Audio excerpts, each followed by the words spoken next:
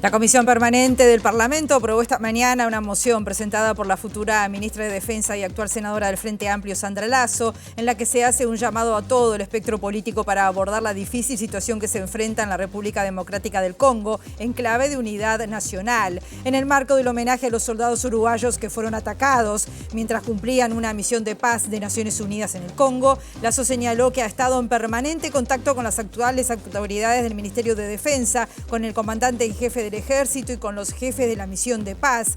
Desde el oficialismo, la senadora Graciela Bianchi respaldó el planteo y enfatizó que estas cosas se pueden negociar y hablar sin ningún tipo de dificultades.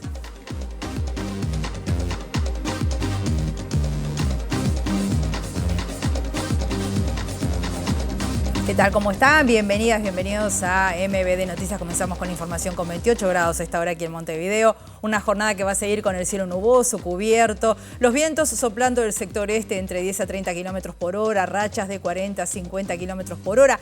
Periodos de variables. Dice Inumet que anuncia que la máxima llegará a los 33 grados en esta jornada. Vemos las cámaras del Centro de Gestión de Movilidad de la Intendencia de Montevideo. Hay que saber que en Charrúa, entre Emilio Frugoni y Gaboto, va a haber obra de hormigonado hasta las 19 horas. En Gaboto, entre Canelones y Maldonado, hasta las 20 horas también habrá hormigonado. Saldaña da Gama, entre Tomás de Tesanos y Caracas, hasta las 18 horas también habrá trabajo de hormigonado. Libertad, entre Prudencio Vázquez y Vega y Obligado, también en este caso, hasta las 20 horas hay hormigonado.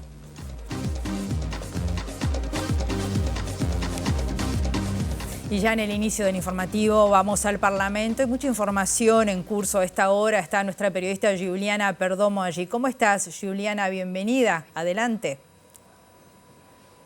¿Cómo estás, Rosina? Buen mediodía para todos. Los saludo desde el Parlamento porque, como ustedes adelantaban hace minutos, esta mañana sesionó la Comisión Permanente del Senado, quien rindió homenaje al soldado caído el pasado sábado en la misión de paz en el Congo, con la presencia de la vicepresidenta electa, Carolina Cose, y también del ministro de Defensa, Armando Castaing-Debat.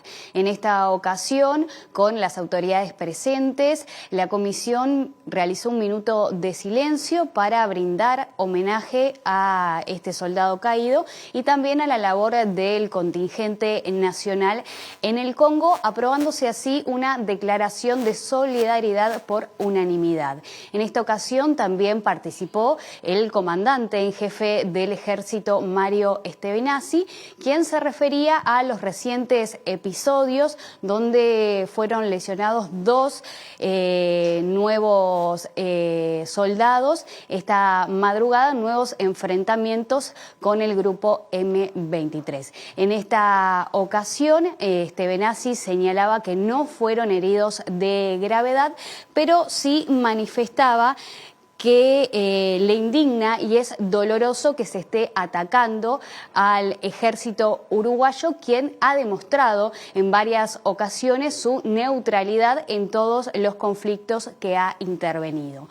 Quien también participó en esta jornada y habló en comisión, pero también luego con la prensa, fue la ministra designada, Sandra Lasso, quien también manifestó su preocupación y solidaridad por esta situación. Ella llamó a todo el espectro político a abordar esta situación en clave de unidad nacional y fue consultada al respecto de tomar una decisión sobre el futuro del ejército uruguayo en el Congo y la labor que desempeñan. La futura ministra dijo que por el momento no se ha puesto a consideración este tema con las autoridades salientes, que por el momento se viene dando una transición de forma ordenada. La escuchamos.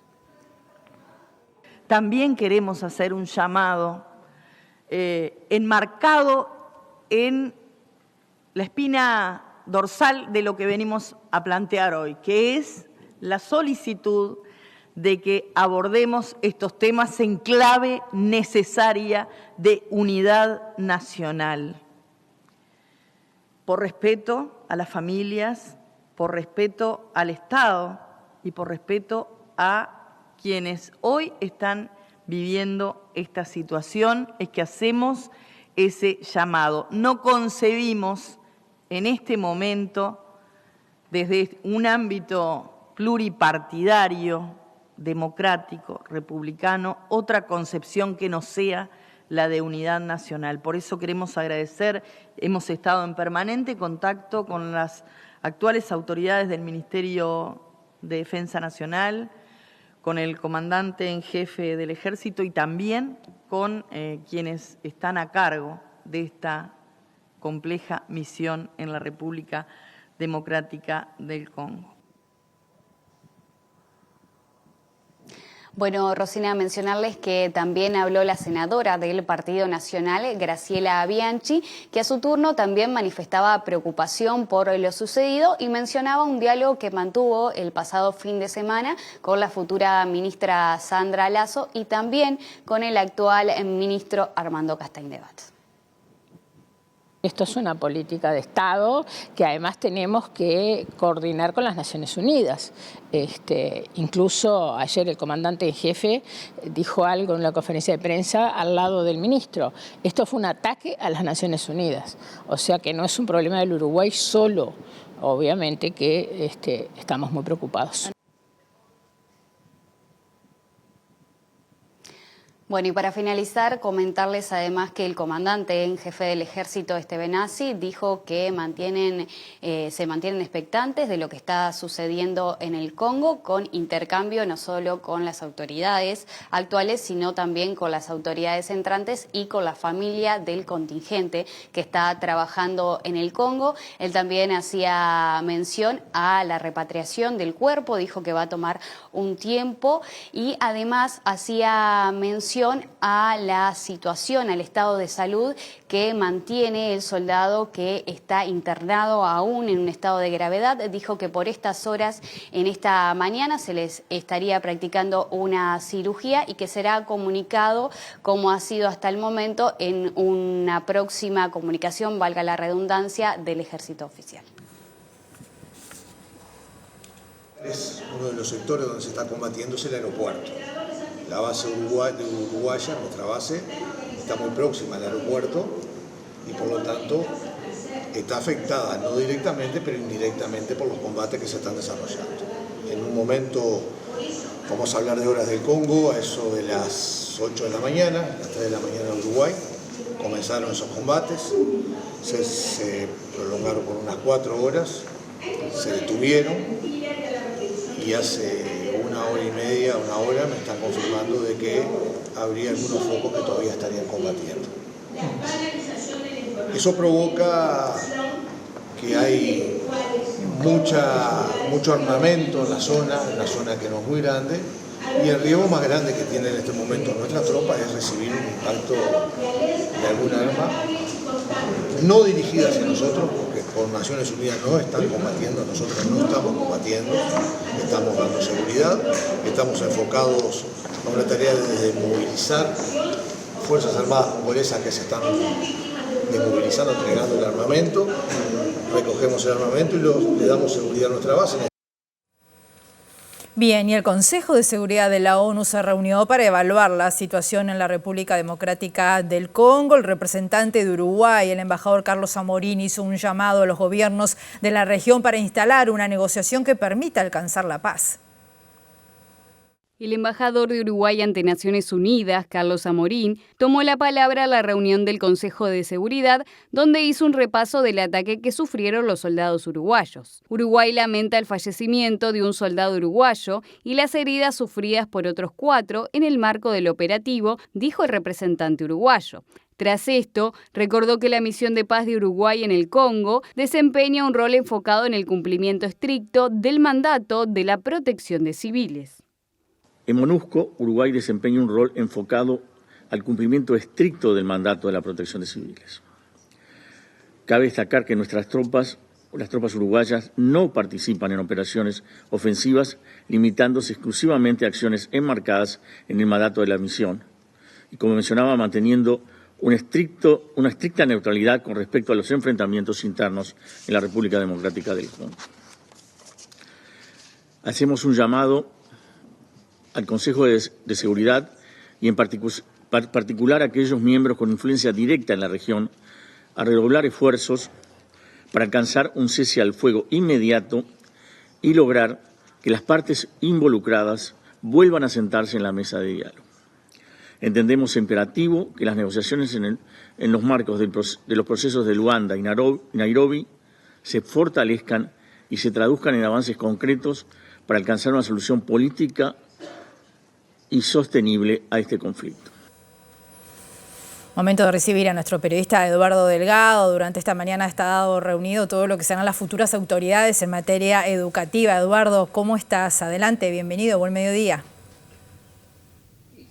Un gusto saludarte, Rosina, bienvenida. Así es, Plaza Alemania, sede del gobierno de transición que asumirá funciones encabezado por Yamandu Orsi el próximo 1 de marzo. Y como tú decías, entre las reuniones de diferentes ministros designados está el de Ministerio de Educación y Cultura, con José Carlos Maía a la cabeza, quien mantuvo un encuentro con su equipo que lo acompañará en esa Secretaría de Estado. Ahora tomó una pausa para ir a una reunión fuera de este lugar, Maía, y regresa, pero mientras tanto su equipo sigue trabajando aquí. Bueno, que entre otros integran Gabriela Verde como subsecretaria, Gabriel Kirichi como director de Educación y María Eugenia Vidal como directora de Cultura. Además de otros asesores que son partes justamente de la reunión que se viene llevando a cabo aquí en este lugar, donde también están presentes, entre otros, el futuro secretario de la Presidencia y prosecretario Alejandro Sánchez y Jorge Díaz. También la ministra Lucía Echeverri, ministra designada de Vivienda Lucía Echeverri, y la ministra designada de Defensa, Sandra Lazo, de quien escuchábamos hace minutos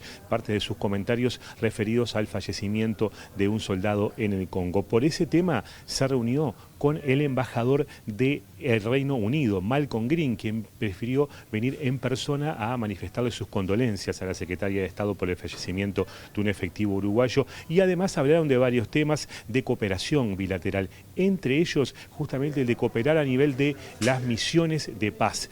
Sobre esto y otros asuntos habló el diplomático inglés. Solo para empezar de hablar de los temas que tenemos de colaboración y cooperación en áreas de defensa y seguridad entre mi país y Uruguay. ¿Y esa colaboración cómo se expresa? Empezamos de una fuerte relación precisamente sobre misiones de mantenimiento de la paz. Estamos buscando más oportunidades de ofrecer capacitación para las tropas y hacer un intercambio de experiencias, porque lo que tiene Uruguay es un compromiso de muchos años muy fuerte en la ONU, en las misiones de mantenimiento de la paz, y tiene mucha experiencia. Queremos aprender y hacer un intercambio de capacitación y experiencia. Además de la experiencia, ¿podrían aportar armamento o elementos de transporte para las fuerzas aéreas uruguayas? No estamos hablando de eso, pero sí estamos buscando una forma de apoyar, por ejemplo, el Ministerio de Defensa y de Seguridad sobre la seguridad fronteriza en el norte del país. Tenemos ya un proyecto sobre eso y queremos continuar con este trabajo.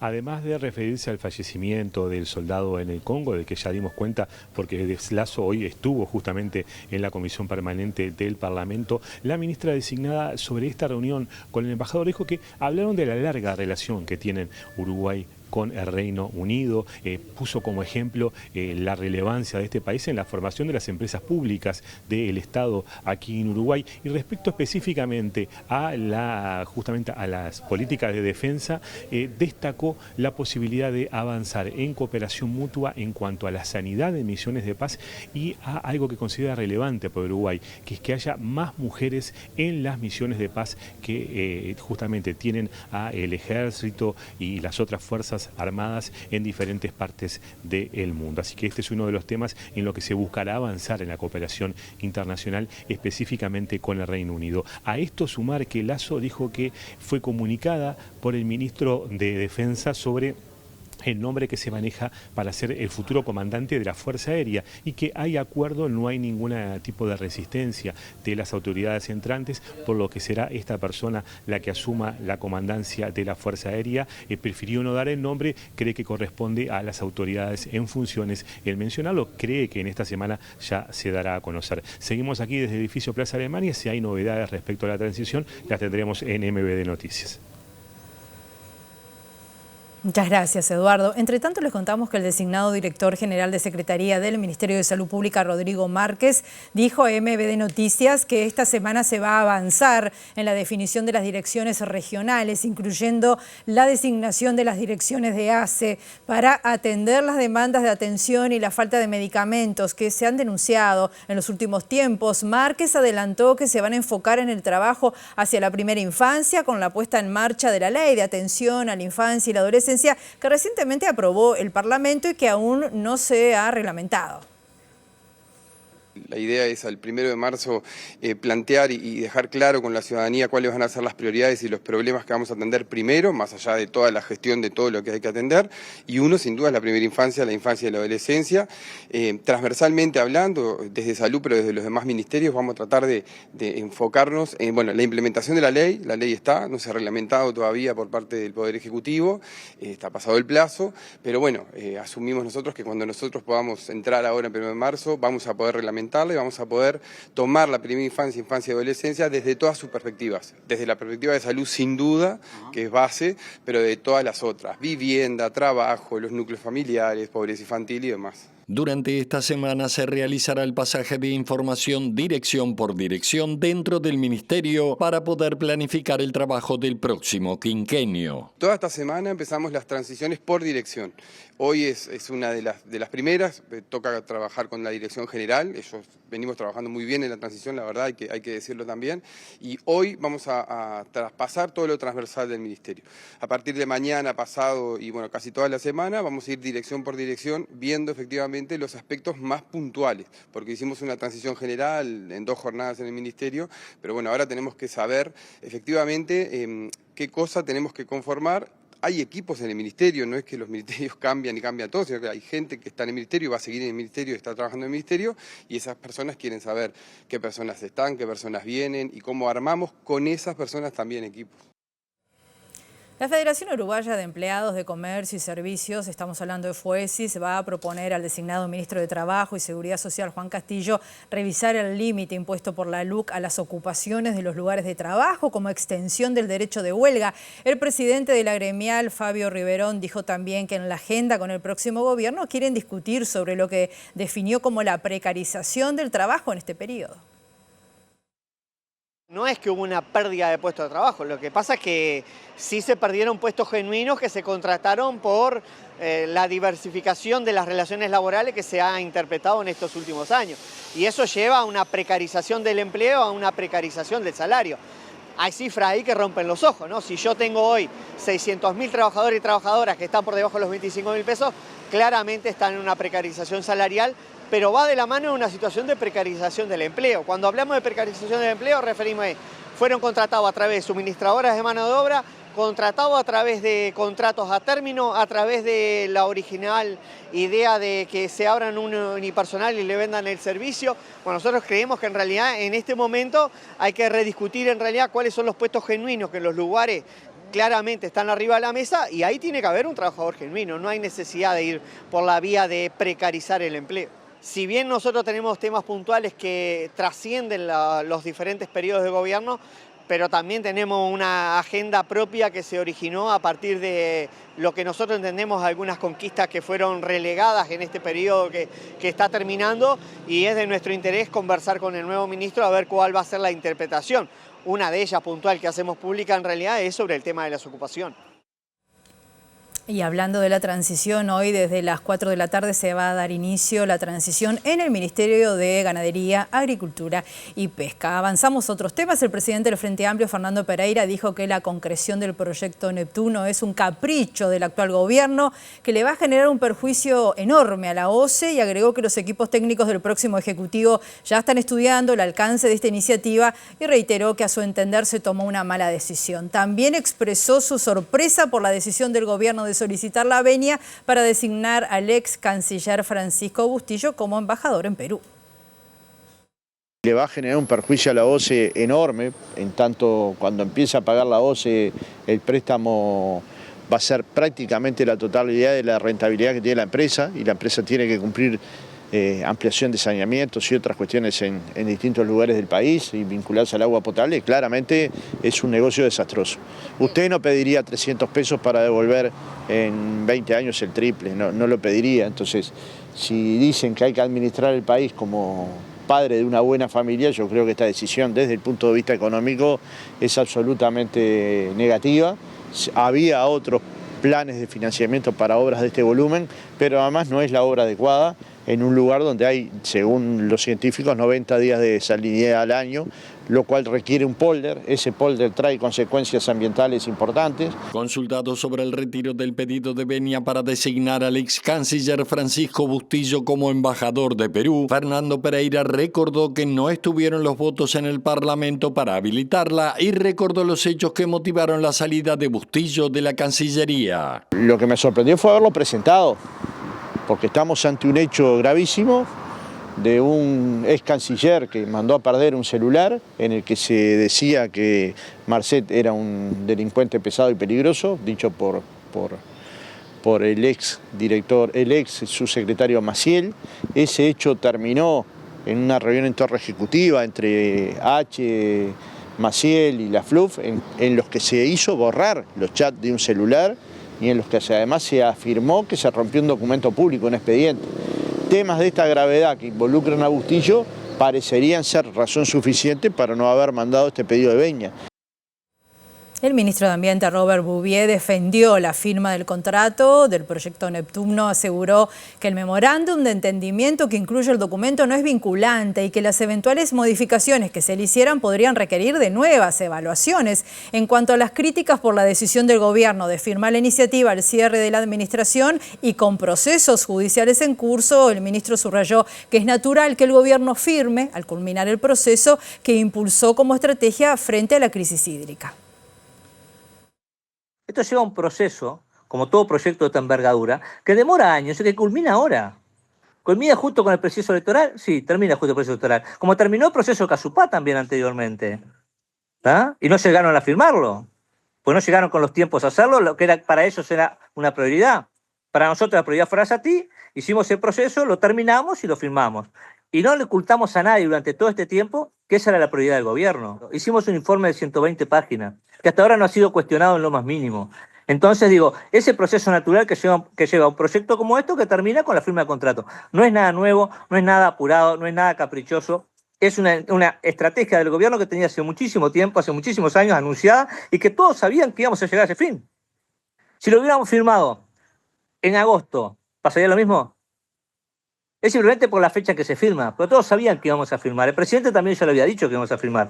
Tuvimos que esperar los tiempos necesarios, ¿por qué? Porque dimos las garantías necesarias desde el punto de vista ambiental, cuando parece que un estudio se capaz de llevar 3, 4 meses, llegó un año, porque dimos todas las garantías para que el informe sea totalmente sólido como lo es. Entonces me parece que no está sorprendiendo a nadie esto. Entonces me parece que decir que esto es un capricho o demás, como he sentido en la prensa y demás, me parece que está totalmente fuera de lugar. Mientras tanto, hay varias organizaciones sociales vinculadas a la defensa del medio ambiente que están evaluando diferentes acciones para tratar de impedir la concreción de este proyecto. Entre estas acciones se prevé presentar un recurso de inconstitucionalidad ante la Suprema Corte de Justicia. Lo dijo Raúl Viñas, que es referente del nodo Acá el Neptuno No. Lo primero que estamos previendo ahora es que de haberse firmado exactamente el contrato que estaba aprobado por el Tribunal de Cuentas, él mismo tiene una flagrante inconstitucionalidad y vamos entonces a recurrirnos a denunciar esa inconstitucionalidad ante la justicia, esperando que se nos dé la razón y con eso llevar posiblemente a algún tipo de anulación del contrato. Hemos tenido algunas malas experiencias de contratos anteriores en tema agua que terminaron con inconstitucionalidades, pero que siguieron vigentes en el sentido que el Estado le siguió pagando a las empresas, como pasó con Aguas de la Costa en el departamento de Maldonado. El tema es que el contrato se firmó, y eso es un hecho. El contrato se firmó estando pendiente una acción en la justicia civil, que había dado que no se podía firmar, que fue anulada, pero que ese juicio sigue ahora en otro juzgado, en el de octavo turno. Estamos en plena feria judicial y se firmó sin que hubiera resolución sobre eso. Hay otro litigio en el Tribunal de lo Contencioso Administrativo que va directamente al tema de la licitación. Entonces, todos esos hechos podrían terminar siendo anulados. Ahora, ¿qué pasa con este contrato ya firmado, en el cual nos comprometemos a pagar 900 millones de dólares más IVA y reajustables a una empresa por un proyecto, lo tendrá que determinar la justicia, será un tema de futuro. No hay nada claro en eso. Y el hecho que se haya hecho un memorando de entendimiento para modificar de común acuerdo un contrato es de perogrullo. O sea, si estamos de común acuerdo podemos modificar cualquier cosa. El tema sería si el Estado le quisiera modificar algo a la empresa, en este momento se expondría a incumplimiento de contrato con todas las penas que deben de estar colocadas dentro de ese documento.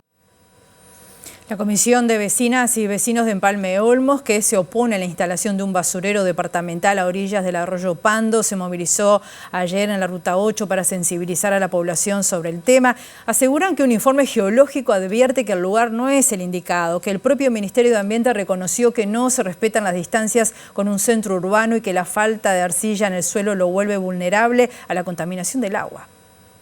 El Ministerio reconoce que no respeta las distancias mínimas, pero dice que no es vinculante. Nosotros le pedimos al Ministerio que no sea vinculante, como el riesgo es de nuestras familias, que se respete eso. Por algo el legislador puso 4 kilómetros, no fue en vano. Además de que el proyecto se ubicaría a 1 kilómetro del casco urbano cuando la normativa plantea 4 como mínimo, el concejal Ricardo Rodríguez, vocero de la comisión, se refirió a un informe técnico que solicitaron a la Facultad de Ciencias y que fue elaborado en 2023 por Patricia Gallardo, integrante del Instituto de Ecología y Ciencias Ambientales. La academia determinó de que geológicamente el sitio es totalmente inadecuado. Debería tener arcilla que sea impermeable por si ocurre cualquier accidente, y en ese caso prácticamente no hay arcilla, es todo roca. La roca está partida, eso ocurre en todos los suelos rocosos, y se filtra agua hacia las napas inferiores. Es lo que ocurre actualmente con el actual vertedero Cañada Grande, ¿verdad? Porque eso se ubicó en un sitio que en aquel momento no requería una habilitación ambiental y está hecho arriba de unas canteras. O sea, Canelones ha solucionado muy bien la basura en muchos aspectos de la recolección, de la clasificación, pero en el tema de disposición final hace agua por todos lados. Y el exalcalde y actual concejal por el Frente Amplio en el municipio de Empalme Olmos, Ricardo Rodríguez, recordó también que en 2011, cuando el presidente electo Yamandu Orsi era el secretario general de la comuna y el designado subsecretario de Ambiente, Leonardo Herú, era director de Desarrollo Ambiental, se habían comprometido por escrito a que no habría un nuevo vertedero en Empalme Olmos. Desde hace 30 años se deposita allí los residuos canarios y luego que el presidente de la calle Pou vetara en 2023 el vertedero que la intendencia proyectaba en Soca, un empresario propuso al Ministerio de Ambiente hacerlo en Empalme Olmos. O sea, nosotros somos autoridades locales, pero las autoridades, tanto departamentales como nacionales, no han venido a hablar del tema. Desde que esto surge, tanto el Consejo como los vecinos han solicitado a que se hable del tema, a ver qué es lo que realmente se piensa hacer y qué se va a hacer, y no ha sucedido. El único que está hablando del tema es el propio empresario, que claro, habla sesgado, o sea, él dice que eso va a ser maravilloso y que no va a contaminar nada, no va a haber olor, lo cual es poco creíble. Nosotros vamos a negociar con todo lo que le corresponda y lo que podamos. En este momento estamos negociando o por lo menos en comunicación con el Ministerio de Ambiente, planteando nuestra posición, que es quien ahora tiene la pelota en su cancha, o sea, está manejando la decisión. Cuando cambie el gobierno, vamos a hablar con las autoridades que ingresan. Desde el municipio le hemos pedido a la Intendencia también que opine, porque creemos que hay elementos suficientes como para tener una opinión. Además, hay un compromiso firmado por parte de la Intendencia en 2011 de no instalar otro basurero en Empalme Olmos, el cual no se está respetando. Nosotros queremos saber si eso se va a respetar. Es institucional ese compromiso. Está firmado por Marcos Carámbula, el presidente electo, Yamandu Orsi, y Leonardo Herú, que va a ser el subsecretario de Medio Ambiente. Ellos firmaron ese compromiso y queremos saber si ese compromiso fue hecho solo para salir del paso por los conflictos que había con Cañada Grande y es algo que no se va a respetar, o si institucionalmente se va a respetar. Hacemos la primera pausa y volvemos enseguida.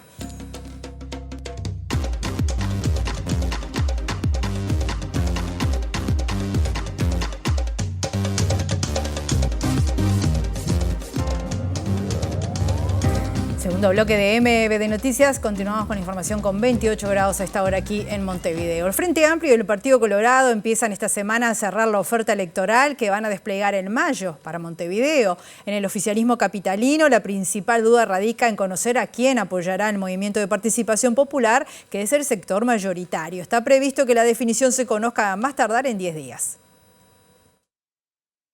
A medida que avanza el año y se acerca febrero, los partidos políticos empiezan a correr contrarreloj para definir candidaturas a las intendencias, siendo la de Montevideo donde más incertidumbres existen. En los próximos días lo hará la fuerza mayoritaria en el Frente Amplio, el Movimiento de Participación Popular, que ya resolvió que no llevará una figura propia, sino que apoyará algunas de las propuestas por otros sectores. Mario Vergara, Silvana Pisano, Verónica Piñeiro, Salvador Esqueloto y Juan Cereta son los 5 nombres disponibles hasta el momento, impulsados respectivamente por Sereñistas, Casagrande, Partido Comunista, Vertiente Artiguista y el Partido Socialista. El Frente Amplio ya había establecido el año pasado y previo al inicio del ciclo electoral que serán 3 las candidaturas de Montevideo y que debe haber al menos una mujer. Por eso los acuerdos que puedan establecerse en los próximos días serán clave. El 9 de febrero está previsto que se reúna el plenario de la fuerza política, que será el que avale 3 postulaciones para que una semana después el órgano deliberativo departamental las proclame. En este sentido, fuentes del MPP explicaron a MD Noticias que han mantenido contactos con los distintos sectores para buscar puntos de encuentro sobre los énfasis que debería tener el próximo periodo de gobierno en Montevideo. Las fuentes indicaron que la dirección departamental MPPista se tomará entre una semana y 10 días más antes de dar a conocer la candidatura que apoyarán. Y el presidente del Frente Amplio, Fernando Pereira, sostuvo hoy que los 5 precandidatos a la comuna capitalina que se han presentado hasta ahora son personas de vastísima experiencia política. Pereira reiteró sus críticas a la decisión que en su momento tomó el Partido Nacional de bloquear el préstamo del BID al gobierno departamental de Montevideo. Son 5 compañeros de vastísima experiencia política que nos da la impresión de que le van a dar a Montevideo una impronta nueva, también basado en un prestigio que Montevideo tiene luego de ser gobernado 35 años. Digamos, la decisión del Partido Nacional de bloquear el préstamo BID, el acuerdo con el BID y el préstamo, generó dificultades a la actual administración.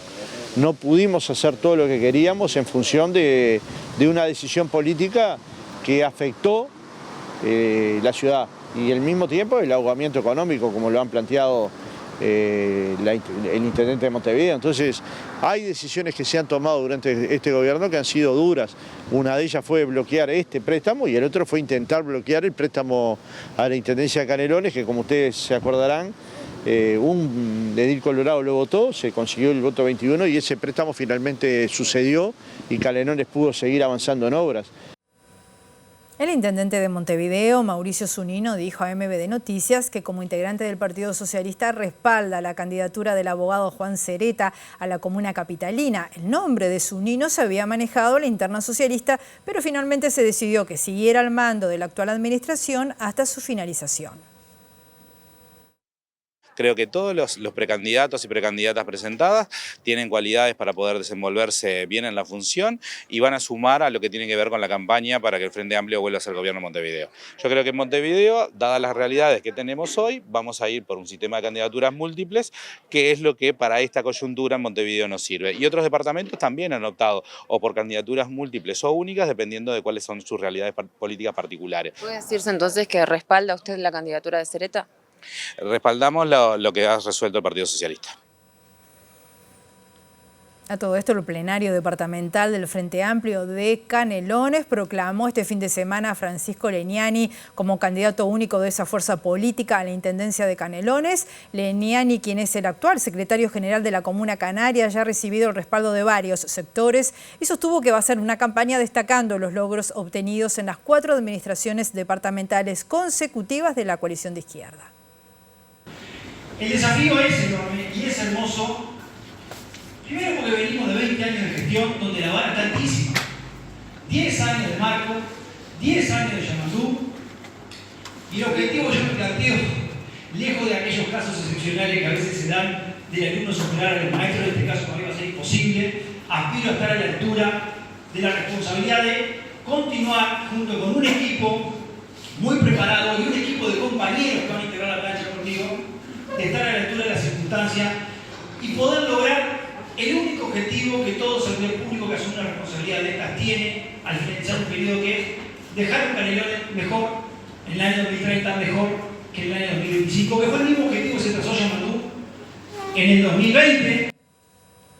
El senador Luis Alberto Heber dijo que el Partido Nacional debería tener en marzo el nuevo directorio funcionando y no esperar a los resultados de las departamentales de mayo. Lo hizo el sábado en el encuentro anual del herrerismo, donde cuestionó que se discuta públicamente quién debe presidir la fuerza política. Recordemos que su nombre, junto al de Álvaro Delgado, Javier García y Beatriz Argimón, es uno de los que suena para eventualmente ocupar ese cargo.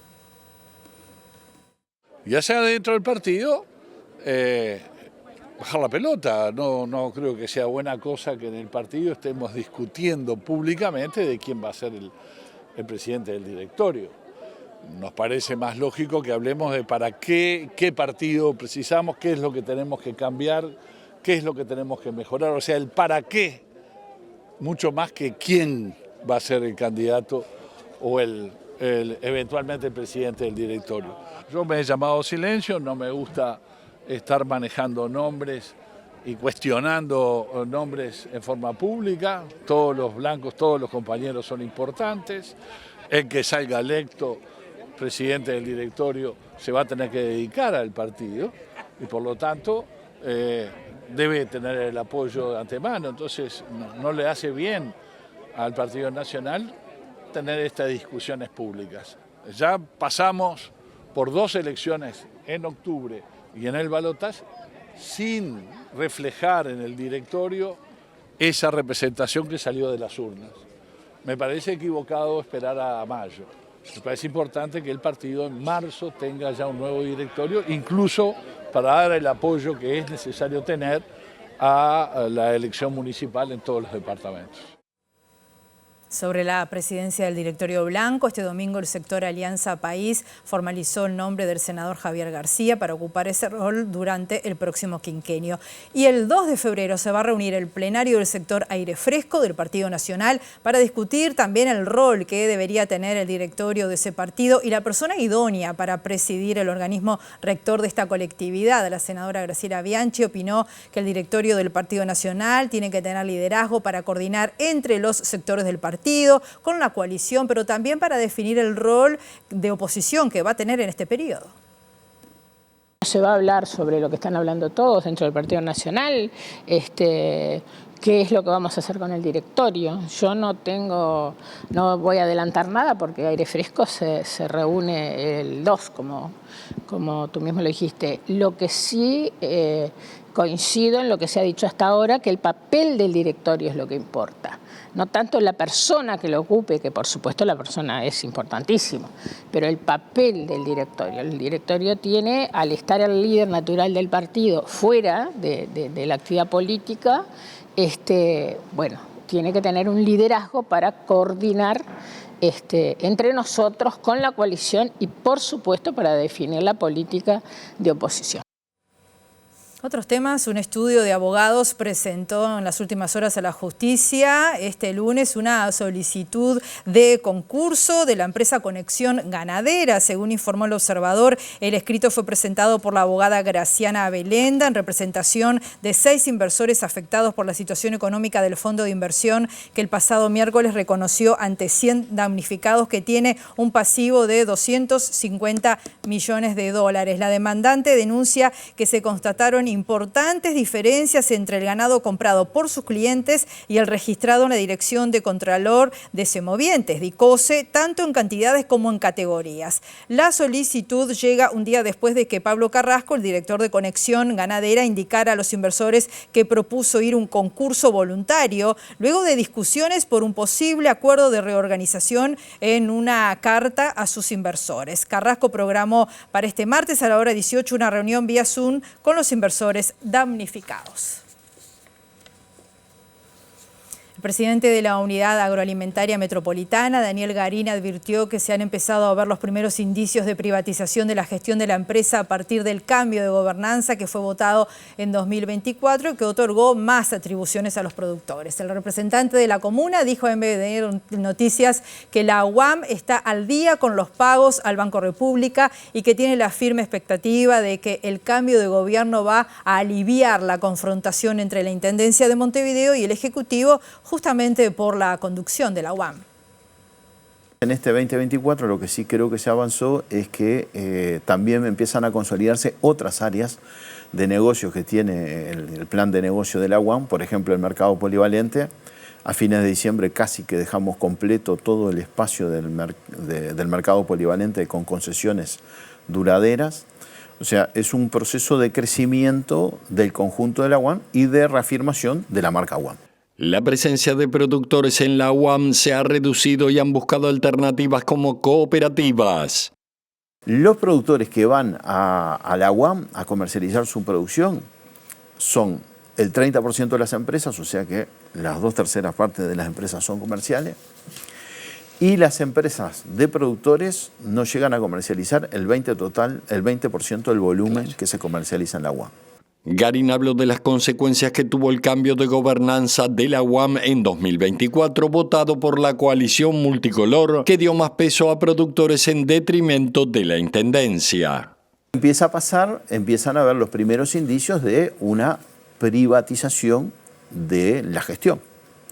Por cuanto en los ámbitos de dirección, a la Intendencia haber perdido sus prerrogativas, quedar con un voto testimonial, el sector privado pasa a tener mayoría en la toma de decisiones de la empresa.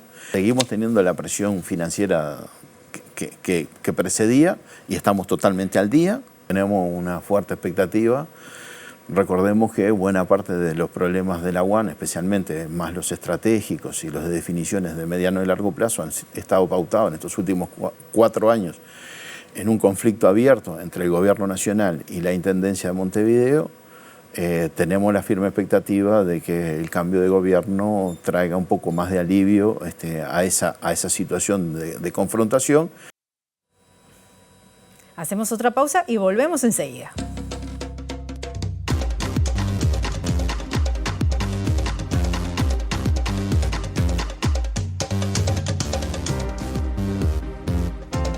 Bloque de MBD Noticias. Continuamos con la información y les contamos que el hambre aumentó 1,5% en América Latina y el Caribe. Al menos 20 países están altamente expuestos a eventos climáticos extremos, afectando su seguridad alimentaria. La inseguridad alimentaria grave afectó a más de 58 millones de personas de la región, pero con diferencias según se trate del Caribe, donde alcanza a más de 12 millones de personas, seguido de Mesoamérica y Sudamérica. El informe fue presentado en Chile por el futuro ministro de Relaciones Exteriores y actual representante regional para América Latina y el Caribe de la Organización de Naciones Unidas para la Alimentación y la Agricultura, la FAO. Hablamos de Mario Lubetkin.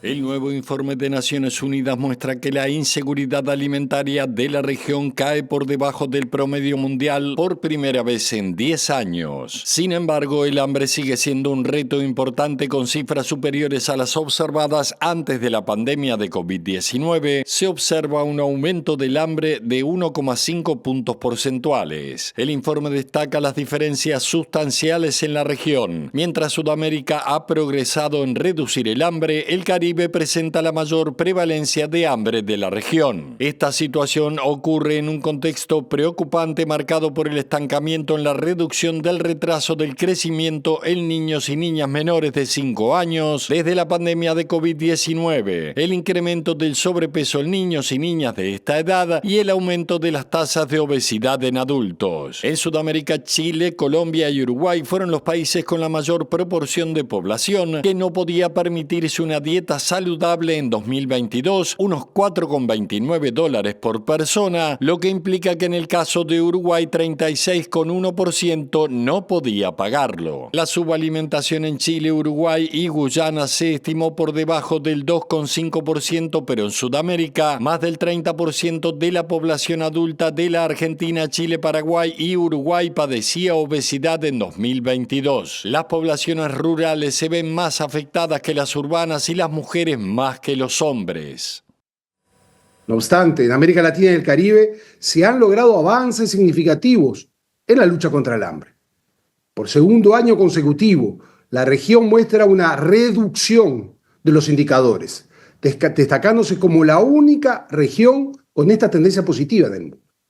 Este progreso se atribuye a factores como la recuperación económica tras la pandemia del COVID-19, el incremento del gasto público en protección social y el impulso del comercio internacional, las mejoras del empleo y salarios, según el informe de la CEPAL del 2023.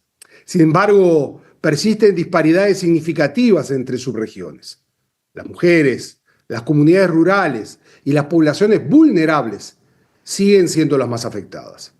Aunque la asequibilidad de una dieta saludable ha mejorado, la región tiene el costo más alto del mundo para obtenerla, lo que dificulta naturalmente el acceso equitativo y alimento nutritivo. Y estamos hablando de una de las regiones más poderosas en producción alimentaria. En el 2023, en Latinoamérica y el Caribe, 20 millones de personas dejaron de sufrir inseguridad alimentaria y el hambre afecta a 2,9 millones de personas menos que en el 2022. Es la única región donde se ha logrado una reducción de prevalencia de la inseguridad alimentaria. Sin embargo, estos logros no deben llevarnos a la complacencia.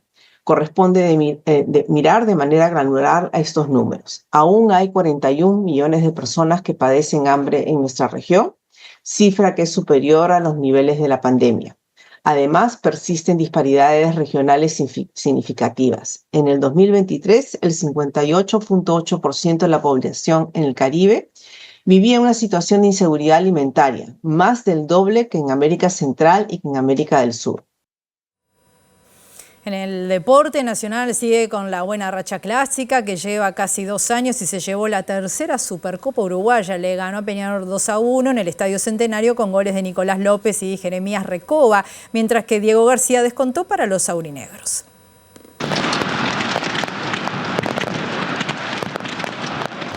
Impresionante recibimiento, señoras y señores, para los dos.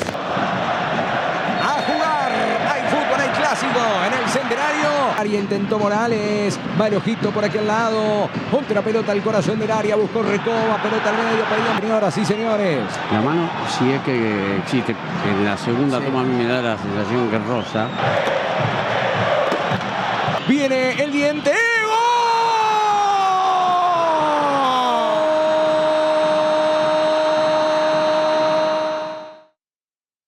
Atención, va el diente, la pelota rebota en la barrera, otra vez Nico López, busca Recoba,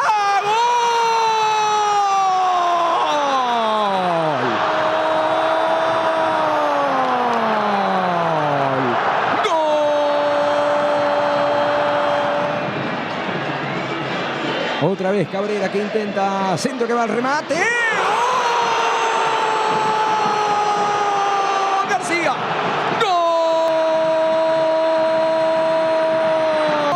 Peñarol y en el momento menos esperado porque no le encontraba la vuelta al Carbonero. Señoras, señores, Pita Burgos, final del fútbol en el Centenario.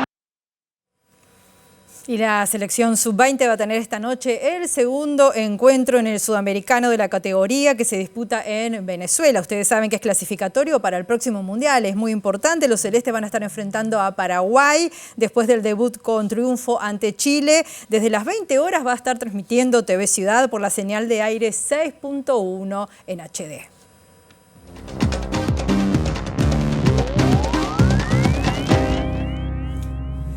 Estados Unidos y Colombia acordaron por el momento poner fin a la crisis generada por el retorno compulsivo de migrantes luego que el gobierno del presidente Gustavo Petro aceptara recibir a sus connacionales deportados y Washington retirara las sanciones económicas aplicadas a Bogotá. Estados Unidos decidió a última hora de este domingo retirar la serie de sanciones que planeaba imponer a Colombia por la negativa de su gobierno a permitir el ingreso de vuelos militares con migrantes deportados, luego que el canciller colombiano Luis Gilberto Murillo diera por superado el impasse con Washington y aceptara los términos de la política de repatriación del presidente Trump. En rueda de prensa, el canciller colombiano sostuvo que su país tiene dispuesto el avión presidencial para viajar a Estados Unidos y transportar a los migrantes que Trump pretendía deportar, luego que el presidente Petro impidiera el ingreso de los aviones por considerar injustificado y degradante el trato recibido por sus compatriotas. Tras la negativa del mandatario colombiano, el presidente de Estados Unidos, Donald Trump, había anunciado aranceles a las importaciones procedentes de Colombia y otras medidas como restricciones de viajes y revocatoria inmediata de visas, a lo que Petro respondió ordenando a la cartera de Comercio Exterior que también imponga aranceles a los productos procedentes de Estados Unidos e instó a su gobierno a dirigir las exportaciones hacia otros países. El secretario de Estado norteamericano Marco Rubio, quien visitará varios países latinoamericanos en los próximos días para abordar temas migratorios, pero no Colombia, aseguró que Petro había autorizado los vuelos y luego canceló su autorización cuando los aviones iban en el aire. El incidente es el primer choque de Gustavo Petro con la administración Trump,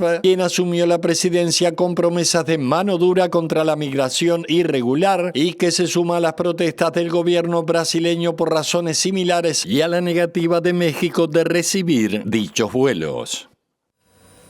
Antes de irnos les contamos que la agenda del presidente electo Yamandu Orsi sigue intensa durante la tarde. A las 14:30, en un ratito, estará recibiendo a la vicepresidenta electa Carolina Cose en una jornada que va a seguir con otros encuentros importantes, de los que vamos a dar, por supuesto, toda la información a las 18:55 en nuestra edición central. Nos vamos, como siempre es un gusto encontrarnos, volvemos en la edición central o mañana a las 8. Que pasen bien.